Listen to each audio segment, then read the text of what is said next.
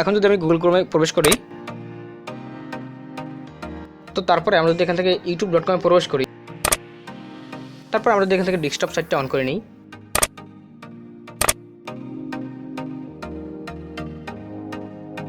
তো বন্ধুরা এখন যদি আমি আমার চ্যানেলের লোগোর উপর একটা ক্লিক করি, তো তারপরে এখান থেকে যদি আমি ইউটিউব স্টুডিওতে ক্লিক করি, তো তাহলে দেখতে পাবেন আমাদেরকে কিন্তু সরাসরি আমাদের ইউটিউব স্টুডিও যে অ্যাপসটা রয়েছে সেই অ্যাপসের ভিতরে নিয়ে আসবে। আর মূলত এটাই কিন্তু আমাদের সমস্যা হচ্ছে, আমরা যদি ইউটিউব স্টুডিওতে ক্লিক করি ইউটিউব স্টুডিওতে বিভিন্ন কাজ করার জন্য, বাট সেটা আমরা পারছি না বর্তমানে এই প্রবলেমের কারণে।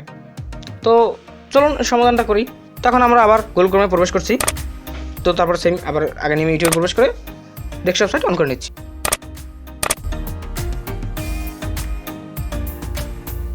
তো এই সমস্যাটি সমাধানের জন্য আমি আপনাদেরকে দুটো পদ্ধতি দেখাবো। তো প্রথম পদ্ধতি দেখাচ্ছি, সেটা হচ্ছে আপনি প্রথমে আপনার চ্যানেলের লোগোর উপরে ক্লিক করেন,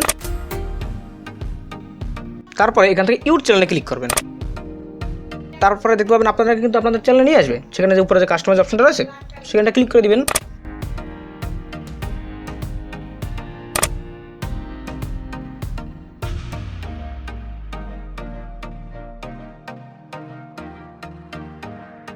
তো বন্ধুরা তাহলে দেখতে পাবেন আপনাদের কিন্তু চ্যানেলের ড্যাশবোর্ড নিয়ে আসবে। তো তারপরে কিন্তু আপনারা ইউটিউব স্টুডিওর এখান থেকে যে কোনো কাজই করতে পারবেন খুব সহজে, তাতে কোনো আর সমস্যা হবে না।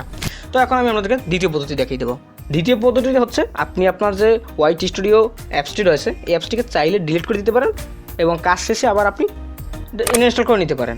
ঠিক আছে, খুব সহজে এই দুটো পদ্ধতি যে কোনো একটি ফলো করে আপনারা আপনাদের এই যে ইউটিউব স্টুডিওতে ক্লিক করলে অ্যাপসে নিয়ে যায় এই সমস্যাটি সমাধান করতে পারেন।